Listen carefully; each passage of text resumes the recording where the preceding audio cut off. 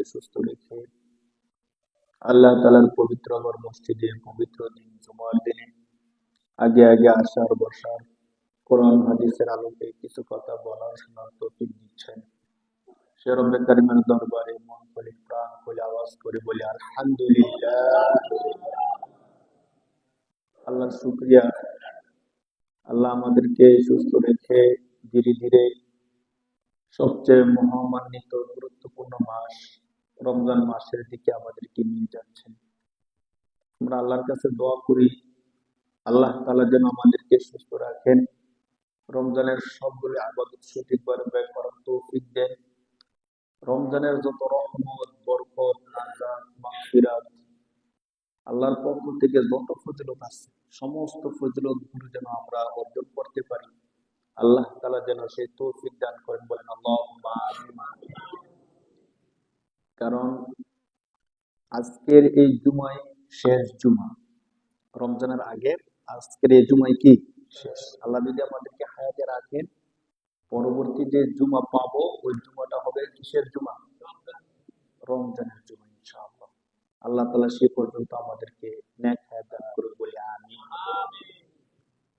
তো রমজান কারো জীবনে আসা, রমজান পাওয়া এটা মানুষের জীবনের জন্য অনেক বড় একটা সৌভাগ্য। এক হাদিসের মধ্যে আসছে এইভাবে যে আল্লাহ রাসূল সাল্লাল্লাহু আলাইহি ওয়াসাল্লামের একজন সাহাবী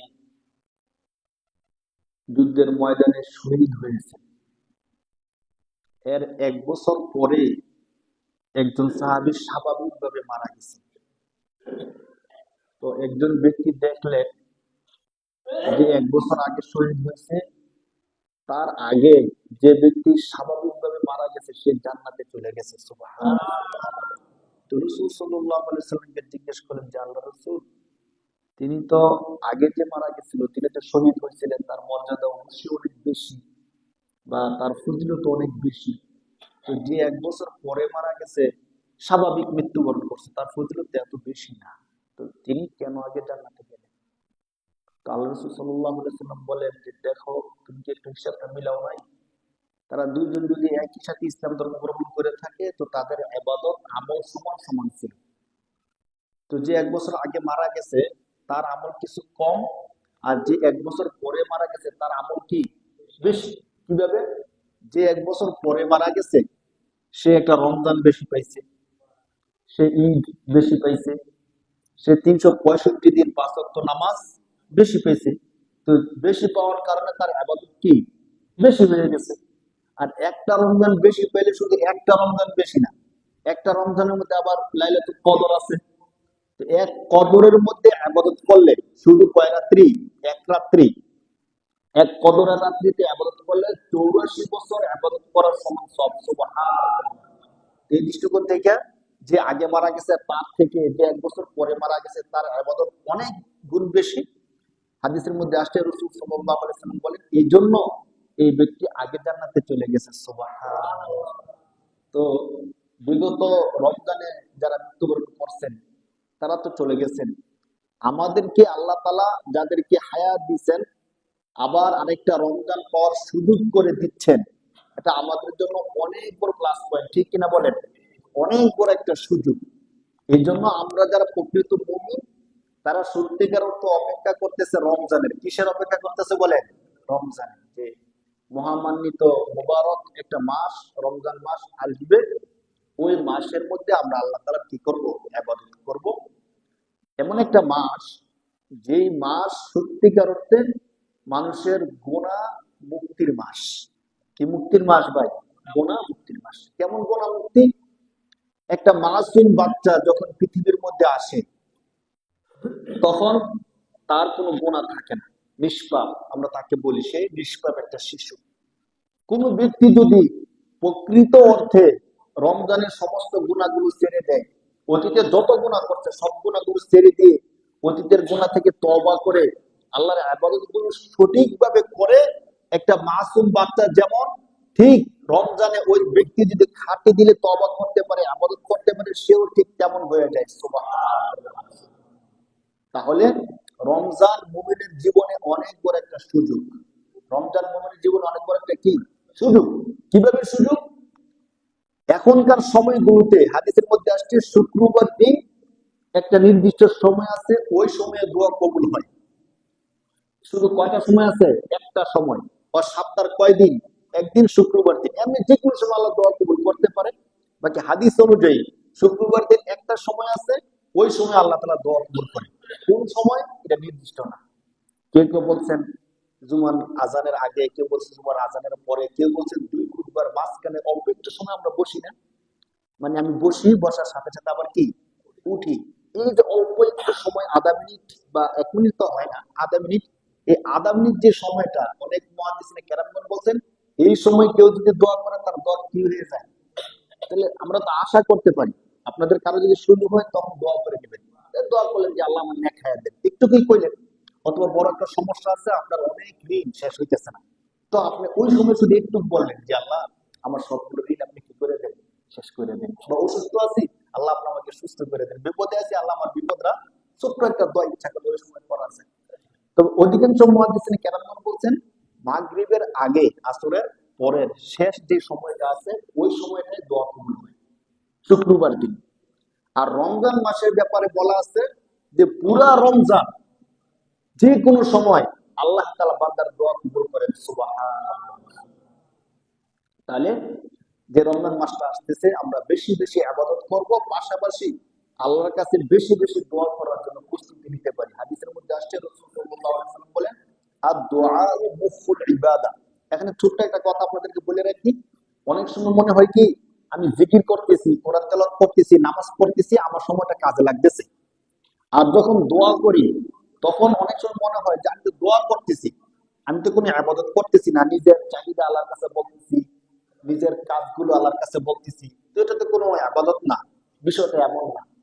হাদিস প্রমাণ করে আমাদের অন্য অন্য ইবাদত গুলো যেমন ইবাদত, আমরা যে দোয়া করি আল্লাহর কাছে চাহিদাগুলো উপস্থাপন করি, ওই জিনিসটাও অনেক বড় একটা ইবাদত। সুবহানাল্লাহ। শুধু ইবাদত না, আল্লাহ রাসূলের হাদিসের শব্দটা দেখেন, আল্লাহ রাসূল বলতেছেন আদ-দুআউ, দোয়া হলো মুখুল ইবাদা। মুখুল অর্থ হলো মগজ বা মূল, ইবাদত অর্থ ইবাদত। আল্লাহ রাসূল বলতেছেন দোয়া হলো ইবাদতের মগজ, ইবাদতের মূল। সুবহানাল্লাহ। আরেক হাদিসের মধ্যে তো স্পষ্টভাবে আছে যে যে ব্যক্তি আল্লাহর কাছে দোয়া করে না, আল্লাহ তার উপর রাগান্বিত হয়। মানুষের কাছে চাইলে মানুষ কি হয়? রাগান্বিত হয়। আপনি আজকে 100 টাকা চাইছেন, কালকে যদি আবার 100 টাকা চান, আবার পরের দিন 100 টাকা চাই, প্রতিদিনই তোমার 100 টাকা দিতে হয়। তো ভাই আমি তো কষ্টে আছি, টাকা পয়সা নাই, এই জন্য আপনার কাছে চাই। তো প্রতিদিন শুধু আমার কাছে চাও, আর কারোর কাছে চাইতে পারো না। মানে চাইছে কিন্তু কত টাকা, এতই মানুষ রাগ করে ফেলে। কিন্তু ওলামায়ে কেরামগণ বলেন, আর হাদিসের মধ্যে রাসূল সাল্লাল্লাহু আলাইহি ওয়াসাল্লাম বলছেন যে আল্লাহর কাছে না চাইলে আল্লাহ রাগ করে। কারণ আল্লাহ তো হলো ওয়াহ্হাব, মহা দানকারী, মহা দানবীর। ইন্নাকা আনতাল ওয়াহ্হাব, আল্লাহ নিজে বলছেন, কারণ আল্লাহ হলেন কি মহা দানকারী। তো রমজান মাসে আমরা যেমন ইবাদতের জন্য প্রস্তুতি নিচ্ছি, হুবহু আমরা রমজান মাসে বেশি বেশি দোয়া করার জন্য কি নিব? প্রস্তুতি নিব। কারণ দোয়া শুধু সাধারণ কোনো চাহিদা না, দোয়া আমাদের চাওয়া পাওয়া গুলো উপস্থাপন করার সাথে সাথে অনেক বড় একটা ইবাদত। এই জন্য আমরা যখন দোয়া করি, ওই মনে করি যে দোয়া করি যে আমি দোয়া করতেছি, আমার সময় নষ্ট হইতেছে না, আমি দোয়া করতেছি, আমি ইবাদত করতেছি। দোয়া করতেছি মানে কি করতেছি? ওলামায়ে কেরামগণ এমনও বলছে যে তোমার যদি জুতার ফিতা ছিঁড়া যায়, তোমার জুতা দরকার, ওই জিনিসটাও কার কাছে চাও? আল্লাহর কাছে চাও। একজন আলেম বলছেন যে আমি যা কিছুই করি সর্বপ্রথম আল্লাহর কাছে চাই, এরপরে দোকানে গিয়ে ক্রয় করি। সর্বপ্রথম কার কাছে চাইবো আমরা বলেন? কেন চাইবো? কারণ আল্লাহর কাছে চাইলে আল্লাহ খুশি হয়। আল্লাহর কাছে চাইলে আল্লাহ কি হয় ভাই? খুশি হয়। আরেকটা কথা আপনাদেরকে বলি, বান্দা যত দোয়া করে, যদি দোয়াগুলো কোনো গুনাহের কাজ না হয়। গুনাহের কাজ কেমন? যেমন আমি বললাম যে আল্লাহ আমার প্রতিবেশী একটা চাকরি করে লাখ লাখ টাকা বেতন পায়, আল্লাহ তুমি তার চাকরিটা নষ্ট করে দেও। অথবা আমার প্রতিবেশীকে তুমি এই কাজটা দিও না, আমার প্রতিবেশী জায়গা জমি কিনতেছে, তার জায়গা জমিগুলো নষ্ট করে দাও। মানে হিংসা থেকে আমরা অনেক সময় এই কথাগুলো বলি। এই দোয়াগুলো আল্লাহ কবুল করে না, এগুলো করা জায়েজ নেই। বাকি বৈধ যত দোয়া আছে সমস্ত দোয়াগুলো আল্লাহ তাআলা কবুল করে। সুবহানাল্লাহ। তাহলে কবুল করলে আমরা তো জীবনে কত দোয়া করছি, সব তো পাইলাম না। তো ওলামায়ে কেরামগণ এর ব্যাখ্যা দিচ্ছেন যে আল্লাহ পাক রব্বুল আলামিন বান্দার কোনো দোয়া ফিরিয়ে দেয় না, সব দোয়া কবুল করে। বাকি বান্দার জন্য যে বিষয়টা উপযোগী আল্লাহ তাআলা ওই বিষয়টা দুনিয়ার মধ্যে দেন, আর যে বিষয়টা বান্দার জন্য উপযোগী না ওই বিষয়টা আল্লাহ তাআলা বান্দাকে দুনিয়ায় দেন না, বরং আখিরাতে দিবে। সুবহানাল্লাহ। যখন আল্লাহ আখিরাতে দিবে তখন কি হবে? আল্লাহ তাআলা যখন বান্দাকে তার চাওয়া অনুযায়ী আখিরাতে সব কিছু দিবে, বান্দা দেখবে আমি দুনিয়ায় যা চাইছি সবকিছু আল্লাহ দিয়ে দিয়েছেন, ব্যাপার কি? তখন সে আফসোস করবে আর বলবে, দুনিয়ায় যদি আমার কোনো দোয়া কবুল না হতো, সব দোয়া যদি আখিরাতে আসার পরে কবুল হতো, তাহলে তো আমি আরো অনেক বেশি পাইতাম। অনেক সময় হয় যে আমরা আল্লাহর কাছে এত বেশি চাই, আল্লাহ তুমি আমাকে 1,000 কোটি টাকার মালিক বানায় দাও, আল্লাহ তুমি আমাকে 10,000 কোটি টাকা, বলার সময় তার কম বলি না, অমুকের 100 কোটি টাকা আছে, আমার যদি 500 কোটি টাকা থাকতো, তো 500 কোটি টাকা হইলে পরবর্তীতে আমার ইমান ঠিক থাকবে কিনা, আমি দুর্নীতি করবো কিনা, গরিবের উপর জুলুম করবো কিনা, আমি কি জানি? জানি না। জানে কে? আল্লাহ জানে যে তুমি এখন 1,00,000 টাকার মালিক আছো, সুন্দরভাবে চলাফেরা করতেছো, আমার ইবাদত করতেছো, ঠিক আছে।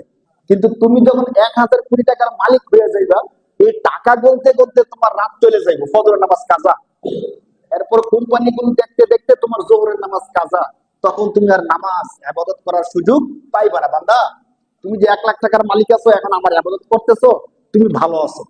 তুমি যে টাকা চাইছো 1,000 কোটি টাকা, আমি তোমাকে আখিরাতে দিব। এটা আমাদের জন্য ভালো না খারাপ? এটা কারণ আমরা তো জানি না যে আমি 1,000 কোটি টাকার মালিক হইলে ভালো থাকবো নাকি খারাপ থাকবো। এই বিষয়টা সত্যিকার অর্থে জানে কে? আল্লাহ। তো আল্লাহ কিভাবে দিবে দেখেন, শুধু 1,000 কোটি টাকা না, আমরা যে আল্লাহর কাছে দোয়া করি যে আল্লাহ আপনি আমাদেরকে জান্নাতের মালিক বানায় দেন, আল্লাহুম্মা ইন্না নাসআলুকাল জান্নাতা ওয়া নাউযু বিকা মিনান নার। আমরা দোয়া করি কি করি না বলেন? প্রত্যেকটা দোয়ার মধ্যে আপনারা এই দোয়াটা রাখবেন, প্রত্যেকটা দোয়ার মধ্যে আল্লাহুম্মা ইন্না নাসআলুকাল জান্নাতা ওয়া নাউযু বিকা মিনান নার।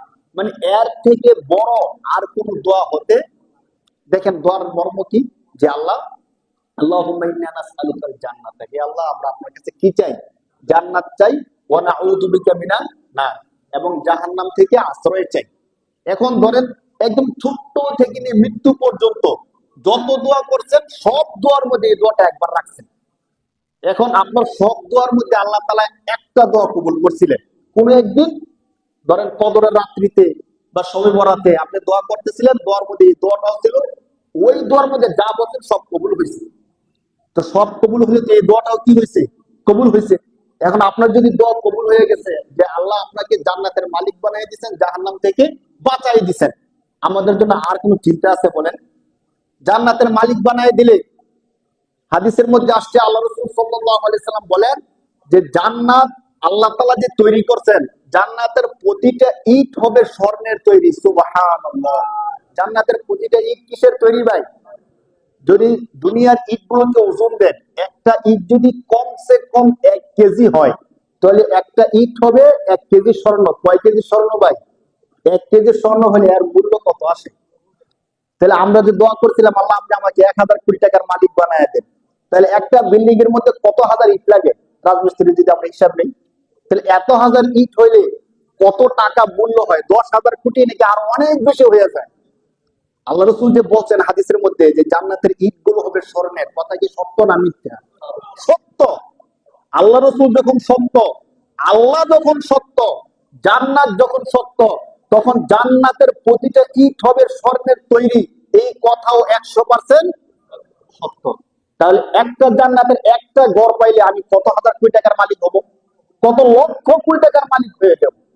তাহলে আল্লাহ যদি আমাদেরকে দুনিয়াতে আমরা যেটা চাই সবকিছু নাও দেয়, আখিরাতে যদি আল্লাহ আমাকে জান্নাত দিয়ে দেয়, তাহলে আমাদের আর কোনো চিন্তা নাই। সুবহানাল্লাহ। এই জন্য আমরা যখনই দোয়া করব, দোয়ার মধ্যে একটা দোয়া রাখতে পারি, আল্লাহুম্মা ইন্না নাসআলুকাল জান্নাতা ওয়া নাউযু বিকা মিনান নার। যদি আরবি না পারি, অন্তত বাংলা এভাবে বলবো যে আল্লাহ আমরা আপনার কাছে জান্নাত চাই, জাহান্নাম থেকে আশ্রয় চাই। বলেন আমরা আপনার কাছে জান্নাত চাই, জাহান্নাম থেকে। এই কথাটা কি বলতে অনেক কষ্ট হবে বা অনেক সময় লাগবে? ভাই সব দোয়ার মধ্যে একবার করে কথাটা বলে ফেলি, কারণ গুনাহ তো আমরা সবাই করি, করি কিনা ভাই? কম বেশি মিথ্যা কথা, গুনাহ সবকিছু হয়। যদি গুনাহের কারণে ধরা খাইয়া যায়, আমাদের আর কোন উপায় আছে বলেন? কবরের মধ্যে কত বছর কষ্ট পাইতে হবে, কোনো শেষ নাই। দুনিয়ার মধ্যে যদি একটা ব্যক্তি 24 ঘন্টা কষ্ট পায়, মানে তার ধরেন শরীরের ব্যথা কষ্ট অনেকগুলো রোগ, 24 ঘন্টা সে শুধু কান্নাকাটি করে, তাহলে তার সময় কত বছর? সর্বোচ্চ 60 থেকে 70 বছর। আর অসুস্থ মানুষ বেশি দিন বাঁচেও না, মারা যায় কিছুদিন পরে। তো যদি সে বাঁচে এবং 24 ঘন্টা কষ্ট পায়, 60 বছর অথবা 70 বছর। আর এই কবরের মধ্যে ওলামায়ে কেরামগণ বলছেন, সর্বশেষ যে কবরে যাবে সে অন্তত কমপক্ষে 40,000 বছর থাকতে হবে। তো 40,000 বছর যদি কবরে এই সাপে কামড়ায়, বিচ্ছু কামড়ায়, জাহান্নামের ফেরেশতারা শাস্তি দেয়, এর কি কোনো শেষ আছে বলেন? 40,000 বছর বাদ দেন না, 1,000 বছর শাস্তি দিলে তো অবস্থা অনেক গরম হয়ে যাবে না? এই জন্য ভাই, আপনাদের কাছে আমার এবং আমার নিজের প্রতি একটা উপদেশ হলো, সব সময় যেন দোয়ার মধ্যে আমরা এই কথাটা বলি, আল্লাহুম্মা ইন্না নাসআলুকাল জান্নাতা ওয়া নাউযু বিকা মিনান নার। ফজর নামাজের পরে আমরা একটা দোয়া বলি না? আল্লাহুম্মা আজিরনি মিনান নার, আল্লাহুম্মা আজিরনি মিনান নার, আল্লাহুম্মা আজিরনি মিনান নার। একই অর্থ আসে। আল্লাহুম্মা, হে আল্লাহ, আজিরনি, আপনি আমাকে মুক্তি দেন, মিনান নার, জাহান্নাম থেকে। তো জাহান্নাম থেকে মুক্তি দিলে কোথায় দিবেন? জান্নাতে দিবেন। কথা একই হবে আর কি। এর জন্য আমরা এই দোয়াটা পড়তে পারি, আল্লাহুম্মা আজিরনি, অথবা আল্লাহুম্মা আজিরনা মিনান নার। যদি বলি আল্লাহুম্মা আজিরনি, তখন অর্থ হবে আল্লাহ আমাকে মুক্তি দেন। আর যদি বলি আল্লাহুম্মা আজিরনা, তখন আমাদেরকে মুক্তি দেন। হাদিসের মধ্যে আসছে, আল্লাহ রাসূল বলেন, নিজের জন্য একা না বলে আর সবাইকে নিয়ে বলাটা উত্তম। কারণ আমি বললাম আল্লাহ আমাকে মাফ করেন, এই কথা না বলে আল্লাহ আমাদেরকে মাফ করেন, আল্লাহ রাসূল বলেন এই কথাটা কি উত্তম। আমরা চেষ্টা করব সবাইকে নিয়ে দোয়া করার জন্য, আল্লাহ আপনি আমাদের সবাইকে ক্ষমা করে দেন, সবাইকে জান্নাতের মালিক বানায় দেন। তো সবাইকে জান্নাতের মালিক বানায় দেন, এই কথা বললে আল্লাহ একজনকে যদি জান্নাত দিয়ে দেন, তার সাথে সাথে আমাদেরকে কি দিয়ে দিবেন? জান্নাত দিয়ে দেবেন। যেন আমরা অনেক সময় বলি যে আল্লাহ আমরা যারা হাত তুলছি, আপনি আমাদের সবাইকে আবার একসাথে জান্নাতে যাওয়ার কি করে দিন, সুযোগ করে দিন। কেন বলি দেখেন ভাই, আমরা দুনিয়ার মধ্যে হিংসা বিদ্বেষ মারামারি কাটাকাটি করি, ঠিক আছে, কিন্তু মায়া মহব্বত কিন্তু আছে, আছে না? যদি মায়া না থাকতো, আমরাই মারামারি করি, আবার আমাদের মধ্যে একজন মারা গেলে তার জন্য কান্দে কে? আমরাই কান্দি না বলেন? তার জানাজায় যায় কে? আমরাই যাই। তার কবরে কে ছোঁয়ায়, কে নামায়? আমরাই নামাই। তো এই আমাদের মধ্যেই যদি একজন ভাই মৃত্যুর পরে ধরেন দেখলাম যে আমাদের মধ্যে একজন ব্যক্তি জান্নাতে যাইতেছে, আরেকজন ভাই জাহান্নামে যাইতেছে, জিনিসটা অনেক কষ্টের না বলেন? অনেক কষ্টের। এই জন্য দোয়া করার সময় আমরা সবার জন্য দোয়া করবো। এই আলোচনাটা কেন করতেছিলাম? রমজান মাস আসতেছে সামনে। কোন মাস আসতেছে ভাই? রমজান মাস, গুনাহ মুক্তির মাস, ইবাদতের মাস, দোয়া কবুলের মাস। এই জন্য আমরা এখন থেকে মানসিকভাবে প্রস্তুতি নেই যে ওই মাসে আমরা অনেক বেশি বেশি ইবাদত করব এবং অনেক বেশি বেশি দোয়া করব, নিজেকে পরিশুদ্ধি করব, আল্লাহর কাছে ক্ষমা চাইব, বেশি বেশি ইস্তেগফার করতে পারবো। আস্তাগফিরুল্লাহ রাব্বি মিন কুল্লি যামবিন ওয়া আতুবু ইলাইহি লা হাওলা ওয়ালা কুওয়াতা ইল্লা বিল্লাহিল আলিয়্যিল আযীম। আস্তাগফিরুল্লাহ, আল ইস্তিগফার অর্থ ক্ষমা চাও। আস্তাগফিরুল্লাহ, হে আল্লাহ আমি আপনার কাছে ক্ষমা চাইতেছি। আস্তাগফিরুল্লাহ রাব্বি, হে আমার রব, রব্বুন রব্বি, হে আমার রব আমি আপনার কাছে কি চাইতেছি? ক্ষমা চাইতেছি। আস্তাগফিরুল্লাহ রাব্বি, কিসের থেকে ক্ষমা চাইতেছি? মিন কুল্লি যামবিন, কুল্লুন মানে হলো সকল, সকল, যামবুন মানে হলো গুনাহ, সকল গুনাহ থেকে ক্ষমা চাইতেছি। আস্তাগফিরুল্লাহ রাব্বি মিন কুল্লি যামবিন ওয়া আতুবু ইলাইহি, এবং আমি আপনার কাছে ফিরে আসবো অথবা আপনার কাছে আমি তওবা করতেছি। আমরা অর্থটা খেয়াল করে আমরা যদি একটু বলি, অর্থ না খেয়াল করলে কি হয় জানেন? আপনাদেরকে বলি, অনেক সময় হয় কি, আমরা গুনাহ করতেছি, গীবত করতেছি, চায়ের দোকানে বসে বসে টিভি দেখতেছি, তখনও যদি বলতেছি আস্তাগফিরুল্লাহ আস্তাগফিরুল্লাহ, কোন কাম হইলো বলেন? মানে আমি গুনাহ করতেছি, আবার কি বলতেছি? আস্তাগফিরুল্লাহ আস্তাগফিরুল্লাহ আস্তাগফিরুল্লাহ রাব্বি মিন কুল্লি যামবিন। আমি আল্লাহর কাছে মুখে মুখে, আরবি শব্দটা হলো আল্লাহর কাছে বলতেছি, হে আমার রব আমি সমস্ত গুনাহ থেকে কি করতেছি? তওবা করতেছি। ওদিকে চায়ের দোকানে বসে বসে টিভির দিকে তাকায় রয়েছি। তো কি তওবা করতেছেন? ওয়া আতুবু ইলাইহি, এবং আপনার দিকে ফিরে আসতেছি। আল্লাহর দিকে ফিরে আসা মানে গুনাহ ছাইড়া দেওয়া। তো আমি তো গুনার মধ্যে থেকে কি করতেছি, গুনাহ করতেছি, তওবা করতেছি, এমন যেন না হয়। এই জন্য অর্থের দিকে খেয়াল করে যেন আমরা কথাগুলো বলি। যখন আল্লাহুম্মা আজিরনা মিনান নার, আমি কি বললাম আমি জানি না, হুজুর আমাকে বলছে আমি জানি, এই দোয়াটা পড়ি। কি দোয়া? আল্লাহুম্মা আজিরনা মিনান নার। অর্থ কি? তো জানি না। আল্লাহুম্মা আজিরনা অর্থ কি? আমি তো জানি না। তো সারা জীবনই পড়লাম, কিন্তু কোনোদিন জানলাম না যে আল্লাহুম্মা আজিরনা মিনান নার অর্থ কি। আল্লাহ তাআলা ক্ষমা করতে পারেন, দোয়া কবুল করতে পারেন, সেটা আল্লাহর বিষয়। কিন্তু আমি জানলাম না যে আল্লাহুম্মা আজিরনা মিনান নার অর্থ কি। আল্লাহুম্মা ইন্না নাসআলুকাল জান্নাহ অর্থ কি আমি জানলাম না। এজন্য যেই দোয়াগুলো করব বা আমি পারি, যদি অনেকে আছেন অনেক আরবি দোয়া পারেন, সবসময় দোয়াগুলো করেন, যদি অর্থগুলো জানেন আলহামদুলিল্লাহ, খেয়াল করে করে দোয়া করবেন। অর্থ না জানলে হুজুরের কাছে আসবেন, যে হুজুর আমি যে দোয়াটা করি, দোয়াটার অর্থটা কি আমাকে একটু বলেন, যেন আমি দোয়াটা অর্থ জেনে আমি আল্লাহর কাছে বলতে পারি। তখন হবে কি, আবেগ অনুভূতিটা আরো অনেক বেশি হবে। আমি কি বলতেছি আমি বুঝতেছি। আল্লাহুম্মা আজিরনা, হ্যাঁ, আজিরনা মানে মুক্তি দেন, আজিরনা মিনান নার, হে আল্লাহ আপনি আমাকে জাহান্নাম থেকে কি দেন, মুক্তি দেন। আল্লাহুম্মা ইন্না নাসআলুকাল জান্নাহ, হে আল্লাহ আমি আপনার কাছে জান্নাত চাই। ওয়া নাউযু বিকা মিনান নার, এবং আপনার জাহান্নাম থেকে আশ্রয় চাই, পানা চাই। তো এই অর্থগুলো জেনে জেনে আমরা দোয়াগুলো বেশি বেশি করার চেষ্টা করব ইনশাআল্লাহ। সবাই বলি ইনশাআল্লাহ। রমজান মাসের জন্য মানসিকভাবে প্রস্তুতি নেওয়া শুরু করতেন আল্লাহ রাসূল 2 মাস আগ থেকে। আমাদের তো আর অল্প সময় আছে, এই অল্প সময়ে আমরা এখন থেকে নিয়ত করি ইনশাআল্লাহ এইবার রমজানে, অন্তত অতীতে যত রমজান গেছে আমরা যা করছি অথবা না করছি, অন্তত এই রমজানের একটা রোজাও আমরা মিস করবো না, বলেন ইনশাআল্লাহ।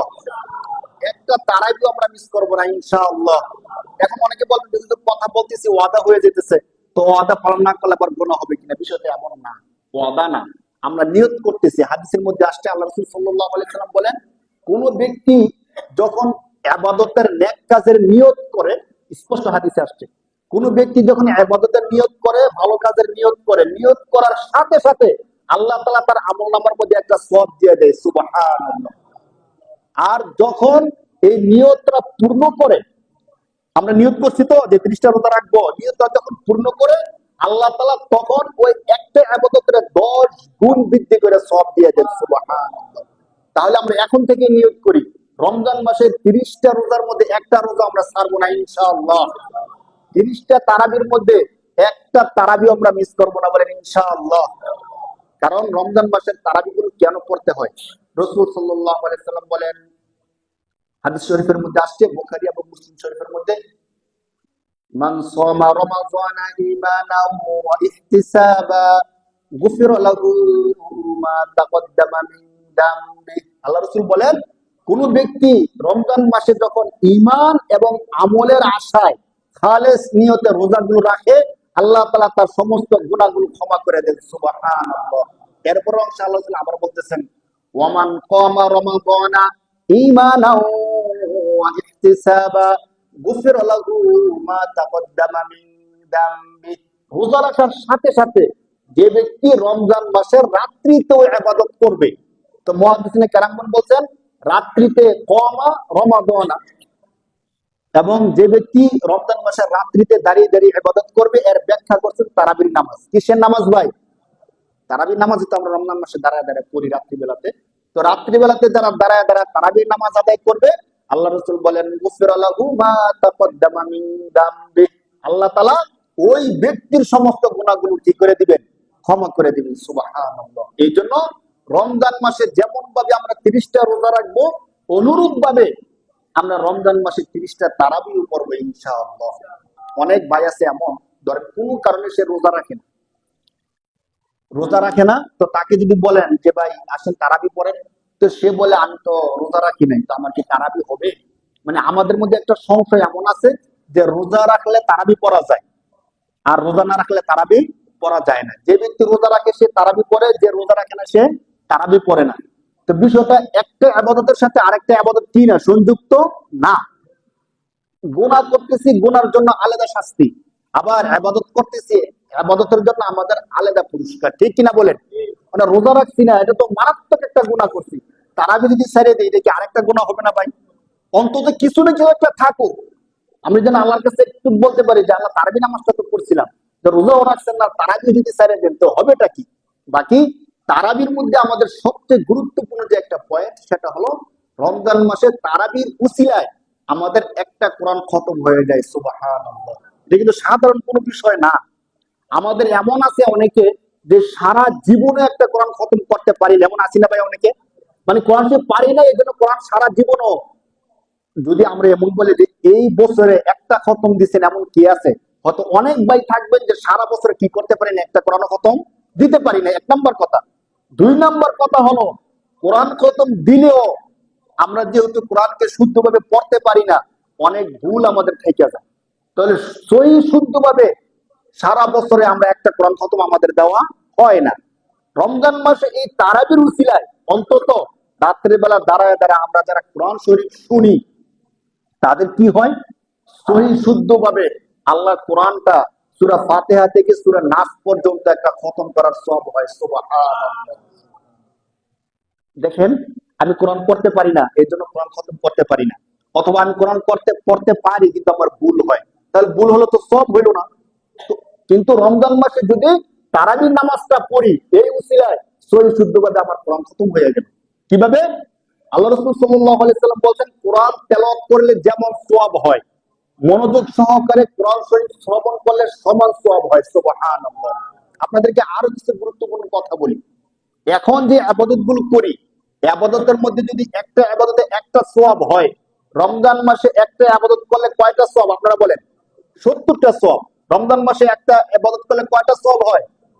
এখন এই রমজানের আগে যদি আমরা কোরআন খতম দেই একটা, তাহলে একটা কোরআন খতমের সওয়াব। রমজান মাসে যদি আমরা কোরআন খতম দেই একটা, তাহলে কয়টা কোরআন খতমের সওয়াব? চিন্তা করে দেখেন। সারা বছরে কি 70টা কোরআন খতম দিতে পারি? পারি না তো। তাহলে রমজান মাসে যদি আপনি নিয়ত করেন যে এই বছর অন্তত আমি তারাবি নামাজগুলো মিস করবো না, কিচ্ছু করতে হবে না, শুধু ইমাম সাহেবের পিছনে দাঁড়ায় দাঁড়ায় তারাবি নামাজটা পড়ছেন, আর কিছু করেন না করেন, আপনার আমল নামার মধ্যে 70টা কোরআন খতমের সওয়াব এসে যাবে। সুবহানাল্লাহ। শুধু এতটুকু না, ওলামায়ে কেরামগণ আরো বলছেন যে আল্লাহ পাক রব্বুল আলামিন 70 থেকে বৃদ্ধি করে সওয়াব 7,000 পর্যন্ত দিবেন। কত হাজার পর্যন্ত? ওলামায়ে কেরামগণ বলছেন স্পষ্ট।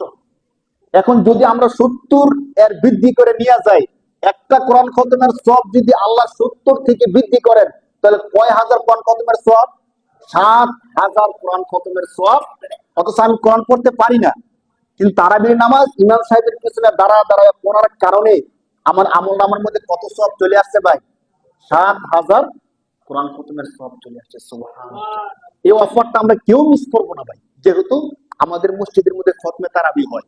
আঞ্চলিক এলাকা সহ অনেক মসজিদ এমন আছে খতমে তারাবি হয় না। তো খতমে তারাবি না হওয়ার কারণে কি হয়, একে তো সারা বছর কোরআন খতম করার সুযোগ নাই, রমজান মাসে কোরআন খতমের কি হয় না, সুযোগ হয় না। তো আমাদের মসজিদে কোরআন খতম হয়, এটা আমাদের জন্য অনেক বড় ভাগ্যের বিষয় না ভাই? আমি কোরআন তেলাওয়াত করতে পারি না, সময়ের ব্যস্ততার কারণে কোরআন খতম করতে পারি না, কিন্তু এমন সুন্দর একটা সুযোগ যে আমি কোরআন পড়তে না পারা সত্ত্বেও রমজান মাসে শুধু তারাবির নামাজ পড়ার মাধ্যমে আমার আমল নামায় 70টা কোরআন খতমের সওয়াব নিয়ে নেওয়ার সুযোগ আছে। এই জন্য আপনাদেরকে আমি বিশেষভাবে বলবো, যেহেতু রমজান মাস সামনে আসতেছে, এখন থেকে আমরা নিয়োগ করি যে রমজানের একটা তারাবির জন্য না ছুটে, যদি আমরা কোথাও যাই, এখানে তারাবি পড়ছি তো বিশেষ কারণে অন্য জায়গায় যাব, তখন খবর নিব যেখানে যাব ওখানে খতমে তারাবি আছে কিনা। থাকে আশেপাশে মসজিদে হলো থাকে, যেখানে খতমে তারাবি আছে ওখানে গিয়ে আমরা কি করব, নামাজটা তারাবি নামাজটা পড়ার চেষ্টা করবো। যেহেতু বাংলাদেশের প্রায় মসজিদে একই ক্যাটাগরিতে তারাবি নামাজটা পড়া হয়। প্রথম কিছুদিন দেড় পারা পড়া হয়, 6 দিন, এরপর থেকে 1 পারা করে পড়া হয়। এটা ইসলামী ফাউন্ডেশন থেকে বলে দেওয়া আছে। বাংলাদেশের অধিকাংশ মসজিদ এইভাবেই হয়। কিছু কিছু মসজিদে 1.5 পারা 2 পারা ভিন্নতা আছে, কিন্তু অধিকাংশ মসজিদে এইভাবে হয়। এই জন্য আমরা চেষ্টা করবো অন্তত রমজান মাসে যেন আমার একটা কোরআন খতম হয়। এই ক্ষেত্রে অনেকে বলে যে রমজান মাসের তারাবির নামাজ কি 8 রাকাত নাকি 20 রাকাত? তো আমরা এই বিষয়ে না গিয়া আমরা বলবো, যদি কেউ 8 রাকাত পরে রমজান মাসে তারাবি, তার কি কোরআন খতম হইলো ভাই? এখন ছোট্ট একটা প্রশ্ন, 8 রাকাত পড়বো নাকি 20 রাকাত পড়বো? তো 8 রাকাত পড়লে তো 8 রাকাতই পড়লাম। যদি 8 রাকাত না পড়ে 20 রাকাত পড়ি, তাহলে কি আমাদের গুনাহ হবে? মানে তাদেরকে যদি আমরা প্রশ্ন করি যে 8 রাকাত যারা 8 রাকাত পরে শুধু 20 রাকাত পড়বে না বা 20 রাকাত তারাবি না এমন বলে, তাদেরকে যদি বলি, আচ্ছা যারা 20 রাকাত করে তারা কি গুনাহ করে নাকি সওয়াব করে? কি বলবে বলে? সওয়াব করে। স্বাভাবিক, রমজান মাসে যত বেশি তারাবি নামাজ তো নফল ইবাদত না, মুস্তাহাব ইবাদতের মধ্যে, তো যত বেশি ইবাদত করা যায় ততই সওয়াব। তো আল্লাহ রাসূল সাল্লাল্লাহু আলাইহি ওয়াসাল্লাম যেহেতু তারাবি নামাজটা পড়ছেন, কত রাকাত পড়ছেন কোন হাদিসের মধ্যে নাই। বুখারী শরীফের হাদিসের মধ্যে এতটুকু শুধু আছে, আম্মাজান আয়েশা রাদিয়াল্লাহু তাআলা আনহা বলেন যে আল্লাহ রাসূল সাল্লাল্লাহু আলাইহি ওয়াসাল্লাম মানুষদেরকে নিয়ে নামাজ পড়ছেন। ইতিহাসটা ছোট্ট করে বলি, রমজান মাসে আল্লাহ রাসূল সাল্লাল্লাহু আলাইহি ওয়াসাল্লাম এশার নামাজের পরে মসজিদের মধ্যে বসে বসে মসজিদের মধ্যে নামাজ পড়তেছিলেন। তখন সাহাবায়ে কেরাম কেউ ছিল না, কিছু সাহাবী দেখছেন। তখন সাহাবারা নিয়ত করছেন আল্লাহ রাসূল রাত্রিবেলা নামাজ পড়ে আমরা রাসূলের সাথে নামাজ পড়ব। পরের দিন সাহাবায়ে কেরাম রাসূলের সাথে এসে যুক্ত হয়ে গেছেন, রাসূল কিছু বলেন নাই। আল্লাহ রাসূল সাল্লাল্লাহু আলাইহি ওয়াসাল্লামের সাথে সাহাবায়ে কেরাম কি হয়ে গেছেন? নামাজের মধ্যে শরীক হয়েছে। তো আল্লাহ রাসূল সাল্লাল্লাহু আলাইহি ওয়াসাল্লাম যখন দেখছেন যে সাহাবায়ে কেরাম, অনেক সাহাবায়ে কেরাম নামাজে যুক্ত হয়ে গেছেন, এর পরের দিন আল্লাহ রাসূল সাল্লাল্লাহু আলাইহি ওয়াসাল্লামকে তারা মসজিদে এসে দেখেন রাসূল নামাজ পড়তেছে না। রাসূল ওই দিন তাদেরকে নিয়ে আর নামাজ পড়ে নাই। কেন পড়ে নাই? হাদিসের মধ্যে আসছে, মুহাদ্দিসিন কেরামগণ বলেন যে আল্লাহ রাসূল যদি নামাজ পড়তে থাকতো ধারাবাহিকভাবে, আর সমস্ত সাহাবায়ে কেরামগণ তখন তো আল্লাহ রাসূলের সাথে নামাজে এসে যাইতো, তো প্রতিদিন পড়ার কারণে এই নামাজটা উম্মতের উপর ওয়াজিব হয়ে যেত। কি হয়ে যেত বলেন? যদি কেউ ছাড়িয়ে দেয় তাহলে গুনাহগার হইতো। এই জন্য রাসূল সাল্লাল্লাহু আলাইহি ওয়াসাল্লাম সাহাবায়ে কেরামকে নিয়ে আর কি করে নাই, নামাজটা 3 দিন পর্যন্ত এটা পাওয়া যায়। এরপরে রাসূল আর কিছু পড়ে নাই। কত রাকাত পড়ছেন এটাও রাসূল বলে নাই, এবং কিভাবে পড়ছে এই কথা হাদিসের মধ্যে নাই। শুধু এতটুকু হাদিসের মধ্যে, সহিহ হাদিসের মধ্যে আসছে। এরপরে আল্লাহ রাসূল সাল্লাল্লাহু আলাইহি ওয়াসাল্লাম চলে যাওয়ার পরে হযরত ওমর রাদিয়াল্লাহু তাআলা আনহু, উবাই ইবনে কাব রাদিয়াল্লাহু তাআলা আনহু, যিনি হাফিজুল কোরআন ছিলেন, সাহাবায়ে কেরাম যেহেতু আল্লাহ রাসূল তারাবি নামাজ পড়ছেন, তো সাহাবায়ে কেরামও নিজে নিজে নামাজ পড়তেছিলেন। রমজান মাসে এশার নামাজের পরে সাহাবায়ে কেরাম নফল নামাজের নিয়তে নিয়তে সবাই মসজিদের মধ্যে নামাজ পড়তেছেন বিক্ষিপ্তভাবে। কেউ কোণার দাঁড়ায়, কেউ বারান্দায় দাঁড়ায়, কেউ মসজিদের মাঝখানে দাঁড়ায়, সবাই নামাজ পড়তেছিলেন। তো ওমর রাদিয়াল্লাহু তাআলা আনহু কি করলেন? সমস্ত সাহাবাদেরকে একসাথে করলেন, একসাথে করে বলেন যে এইভাবে বিক্ষিপ্ত নামাজ পড়লে কেমন দেখা যায়? আমাদের মধ্যে উবাই ইবনে কাব, তার কেরাত খুব সুন্দর, হাফেজে কোরআন, সে নামাজ পড়াবে, কোরআন তেলাওয়াত করবে, আর আমরা সবাই দাঁড়ায় দাঁড়ায় কি করব? শুনবো। কত রাকাত? 20 রাকাত। কত রাকাত বলেন? হাদিসের মধ্যে আসছে 20 রাকাতান, 20 রাকাত। উমর রাদিয়াল্লাহু তাআলা আনহু, উবাই ইবনে কাব রাদিয়াল্লাহু তাআলা আনহুর ইমামতিতে সমস্ত সাহাবায়ে কেরামগণ কত রাকাত নামাজ পড়তে বলেন? যদি 20 রাকাত না হয়ে 8 রাকাত হইতো কথার কথা, তখন কি সাহাবী কেউ বলতো না যে ওদের 20 রাকাত কে? আল্লাহ রাসূল তো পড়ছে 8 রাকাত, তো আমরা 20 রাকাত পড়বো কেন? তখন কেউ কি বলতো না বলেন? ওমর রাদিয়াল্লাহু তাআলা আনহু এই যে 20 রাকাতের সিস্টেম করে দিলেন, এরপরে ওসমান রাদিয়াল্লাহু তাআলা আনহু আসছেন, তিনিও কত রাকাত ইয়া করছেন? 20 রাকাত। এরপরে আলী রাদিয়াল্লাহু তাআলা আনহু আসছেন, তিনিও কত রাকাতের করছেন? 20 রাকাতের। শুধু এতটুক না, 4 মাযহাবের 4 ইমাম, ইমাম আবু হানিফা, ইমাম শাফি, আহমদ ইবনে হাম্বল, ইমাম মালিক রাহমাতুল্লাহ আলাইহি, প্রত্যেকে 20 রাকাতই করছেন। শুধু ইমাম মালিক রাহমাতুল্লাহ আলাইহি আরেকটু বৃদ্ধি করে 34 রাকাত করছেন, কম না, আর কি করছেন? বাড়াইছেন। এখন আমরা যদি এইদিকে না যাই, আমরা এতটুকু বলি যে রমজান মাসে যত বেশি ইবাদত করা যায় ততই ভালো, যত বেশি ইবাদত করা যায় ততই কি ভালো। 8 রাকাত না পড়ে যদি আমরা 20 রাকাত পড়ি, তাহলে নামাজ বেশি পড়লাম কত রাকাত?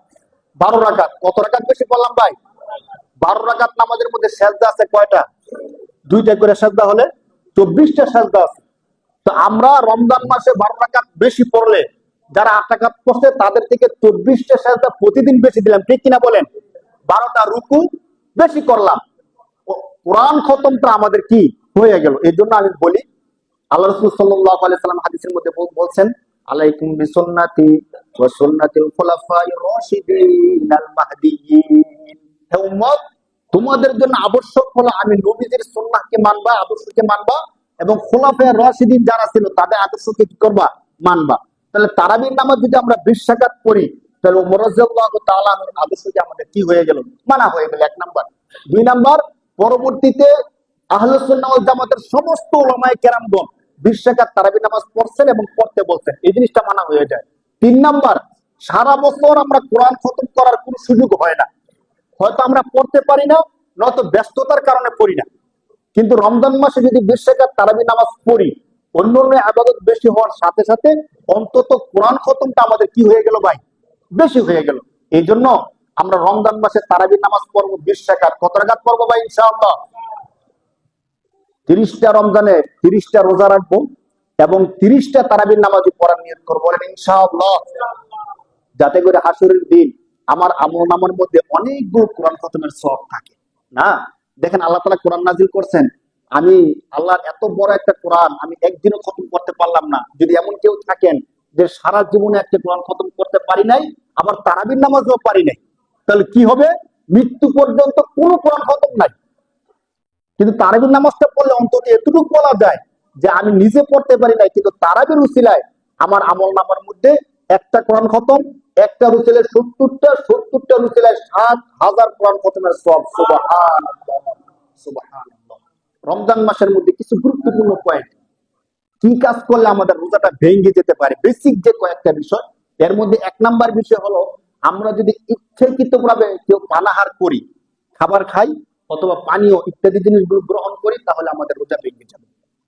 এর বিপরীতে যদি কোনো ব্যক্তি ভুলে খায়, ধরেন জোহরের নামাজের সময় হয়ে গেছে, আমরা তো অভ্যস্ত মানুষ, সবসময় খানা খাই অভ্যস্ত, তো জোহরের পরে গিয়ে আমরা খানা খাওয়া শুরু করে দিলাম। এই ভুলে যত খাইবে, 1 প্লেট 2 প্লেট 3 প্লেট যদি খায় পেটও বেড়ে যায়, এরপরে তার রোজা ভাঙবে না। আমরা কিন্তু অনেকেই কাজটা করি, ধরেন ভুলে খাইছি, মনে করি আমার রোজা কি শেষ, যখন মনে হয় হায় হায় আমি না রোজা রাখছি, খাইয়ে দিয়ে ফেললাম, তখন আবার ইচ্ছা করে খাওয়া শুরু করে, খাইয়ে এলেছি, তো রোজা শেষ হই, তো এখন আর আফসোস করে লাভ নেই। বিষয়টা কিন্তু এমন না, ভুলে আপনি আচ্ছা মতো খাইছেন, পেট ভরে গেছে, পানি খেয়ে খানা থেকে উঠছেন, এরপরে মনে হয়েছে আমি তো রোজাদার, সমস্যা নেই, আপনার রোজা ভাঙবে না। হ্যাঁ, এই জন্য ওলামায়ে কেরামগণ বলছেন যে কোন ব্যক্তি আপনি দেখছেন রমজান মাসে খাবার খাইতেছে ভুলে, এখন তার মুখের মধ্যে খানা আছে, এমন সময় আপনি গিয়ে কই নাই আপনারা রোজা রাখছেন, আপনি খানা খাইতেছেন, তখন কি হবে? তার মুখের মধ্যে খানা, তো ওই অবস্থায় যদি সে খানা গিলে ফেলে, তখন কিন্তু আবার রোজাটা ভেঙে যাবে। এই জন্য তাকে বলার সময় একটু সতর্কতার সাথে বলা, যাতে করে সে বুঝে উঠতে পারে খানা ধরেন মুখের মধ্যে দেয় নাই, খানা সামনে আছে, এমন সময় বলা। তা আমরা মাসালা কি বুঝলাম? ভুলে যদি কেউ পেট ভরেও খায়, যা খায়, পানীয় খায়, ভাত খায়, যা ইচ্ছা যত খাবার খায়, রোজা ভাঙবে না। আর যদি ইচ্ছাকৃত ভাবে অল্প কিছু খায়, তাহলে কি হয়ে যাবে? অল্প কিছু কেমন? যেমন আমাদের ছোলা বুট আছে না, ছোলা বুট, ছোলা বুটের পরিমাণ এর থেকে কম কেউ যদি খায় ইচ্ছাকৃত ভাবে, তাহলে তার কি হয়ে যাবে? রোজা ভেঙে যাবে। ইচ্ছাকৃত ভাবে কেউ যদি ধূমপান করে, বিড়ি সিগারেট তামাক পান ইত্যাদি কেউ যদি খায়, তাহলে তার কি ভেঙে যাবে ভাই? রোজা ভেঙে যাবে রমজান মাসে। 2 নাম্বার। 3 নাম্বার বিষয়, ইচ্ছাকৃত ভাবে কেউ যদি সহবাস করে, তাহলে তার কি হয়ে যাবে? রোজা ইচ্ছাকৃত ভাবে না, সহবাস করলে রোজা ভেঙে যাবে। রমজান মাসে কেউ যদি সহবাস করে, তাহলে তার রোজা কি হয়ে যাবে ভাই? ভেঙে যাবে। ইচ্ছাকৃত ভাবে কেউ যদি বীর্যপাত করে, তাহলে তার রোজা ভেঙে যাবে। তবে কোন ব্যক্তির যদি স্বপ্ন দোষ হয়, স্বপ্নে যদি হয়, তাহলে তার রোজা ভাঙবে না। এই বিষয়টা আমরা একটু সতর্কতার সাথে খেয়াল রাখি। রমজান মাসে ঘুমের মধ্যে যদি স্বপ্ন দোষ হয়, তাহলে তার রোজা ভাঙবে না। তবে ইচ্ছাকৃত ভাবে এমনটা করলে রোজা ভেঙে যাবে। ভূমি, ইচ্ছাকৃত ভাবে যদি কোনো ব্যক্তি মুখ ভরে বমি করে, তাহলে তার রোজা ভেঙে যাবে। কিন্তু ইচ্ছাকৃত ভাবে না, কোন একটা গন্ধের কারণে বা যে কোনো কারণে বমি হয়েছে, যত বেশি বমি হোক, রোজা ভাঙবে না। মাত্রাটা একটু খেয়াল রাখি। ইচ্ছাকৃত মুখ ভরে বমি করলে রোজা ভেঙে যায়, কিন্তু ইচ্ছাকৃত না, অনিচ্ছাকৃত ভাবে যদি বমি করে, যত বমি করে, রোজা ভাঙবে না। আরেকটা গুরুত্বপূর্ণ মাসালা, রক্তের মাসালা। আমরা অনেকে মনে করে যে কারো শরীর থেকে যদি রক্ত যায়, অথবা দাঁত থেকে ব্রাশ করার কারণে কোনো কারণে রক্ত গেলে আমরা মনে করি রোজা ভেঙে যায়। এই মাসালা আমাকে অনেক জিজ্ঞেস করছে, যদি রোজা রক্ত বের হয়েছে, রোজা ভাঙবে কিনা। যদি কারো শরীর থেকে রক্ত বের হয়, তাহলে তার রোজা ভাঙবে না। শুধু এতটুক না, যদি আমরা অনেক সময় রক্ত দিই না, 1 ব্যাগ 2 ব্যাগ, যদি কাউকে প্রয়োজনে রক্ত দেয়, তারপরে তার রোজা, খেয়াল রাখবেন, রমজান মাসে অনেক সময় রক্ত দিতে চায় না, রক্ত দেবো রোজাটা ভাঙিয়ে যাইব। কোন ব্যক্তি যদি তার শরীর থেকে রক্ত যায়, অথবা ইচ্ছাকৃত ভাবে কাউকে রক্ত দেয়, তাহলে তার রোজা ভাঙবে না। ওলামায়ে কেরাম এতটুকু বলছেন, যদি এত বেশি রক্ত যায়, অথবা এত বেশি রক্ত দেয় যে রক্ত দেওয়ার কারণে তার শরীর দুর্বল হয়ে গেছে, বা রক্ত পড়তে পড়তে তার শরীর কি হয়ে গেছে? দুর্বল হয়ে গেছে, এমন হয়ে গেছে তার রোজাটা মাকরুহ হবে, ভাঙবে না। তাহলে রক্তের মাসলাটা আমরা স্পষ্ট, রক্ত বের হোক, বের করুক, যা কিছুই হোক, তার রোজা কি হবে না? ভাঙবে না। যদি কেউ ইনজেকশন নেয়, তার রোজা ভাঙবে না। তবে কেউ যদি ধরেন, অনেক মানুষ আছে যে রোজা রেখে দুর্বল হয়ে গেছে গিয়া, একটা পুষ্টির স্যালাইন নিলাম শরীরের মধ্যে কি পাওয়ার জন্য? শক্তি পাওয়ার জন্য, তার রোজা ভেঙে যাবে। বাকি স্বাভাবিক চিকিৎসার জন্য কেউ যদি ইনজেকশন নেয়, তাহলে তার রোজা ভাঙবে না। আর যদি ড্রপ, নাকের মধ্যে ড্রপ দেয়, কানের মধ্যে ড্রপ দেয়, চোখের মধ্যে ড্রপ দেয়, কানে এবং চোখের মধ্যে ড্রপ দিলে রোজা ভাঙবে না, এটা স্পষ্ট মাসালা। বাকি কেউ যদি নাকের মধ্যে ড্রপ দেয়, ওই ড্রপ যদি আমাদের পেটের মধ্যে চলে যাওয়ার সম্ভাবনা থাকে নালি দিয়ে, তাহলে রোজা ভাঙবে। অন্যথায় অল্প একটু দিছে যা ভিতরে যাবে না, তাহলে রোজা ভাঙবে না। এই বিষয়গুলো আমাদের বেশি ইয়ে থাকে, মানুষের প্রশ্ন থাকে। তাহলে এই যে বিষয়গুলো আছে, আমরা শুধু একটু সতর্ক থাকবো। বাকি হাদিসের মধ্যে আসছে, রাসূল সাল্লাল্লাহু আলাইহি সাল্লাম বলেন, যে ব্যক্তি রোজা রাখলো কিন্তু অশ্লীল কাজগুলো ছাড়লো না, আল্লাহর কাছে তার রোজার কোনো মূল্য থাকলো না। এই জন্য আমরা যেহেতু রোজা রাখবো, রমজান মাস রোজা রাখবো, সাথে সাথে সমস্ত অন্যায় কাজগুলো, অশ্লীল কাজগুলো থেকে আমরা বিরত থাকার চেষ্টা করবো। অন্য মাস যা করছি না করছি, অন্তত আসেন আমরা এই রমজানটায় নিয়ত করি যেন রমজান শেষ হওয়ার সাথে সাথে আমি এমন ভাবে আল্লাহর দরবারে উপস্থিত হতে পারি, একটা মাসুম বাচ্চা যেমন হয়ে যায়, আল্লাহ তাআলা যেন আমাদের জীবনকে তেমন করে দেয়, বলে আল্লাহুম্মা আমিন। আর সাথে সাথে এখন থেকে নিয়ত করি যে আমরা এবার রমজানের 30টা রোজা রাখবো এবং 30টা তারাবিহ পড়ব, সমস্ত ইবাদতগুলো করব, আল্লাহর কাছে বেশি বেশি দোয়া করব, আল্লাহুম্মা ইন্না নাসআলুকাল জান্নাতা ওয়া নাউযু বিকা মিনান নার। হে আল্লাহ, আমরা আপনার কাছে জান্নাত চাই এবং জাহান্নাম থেকে আশ্রয় চাই। সবাই দোয়া করবো তো ইনশাআল্লাহ? ঠিক আছে, ইনশাআল্লাহ। আমরা যারা সুন্নাত পড়লে চারের কাছে সুন্নাত পড়ি।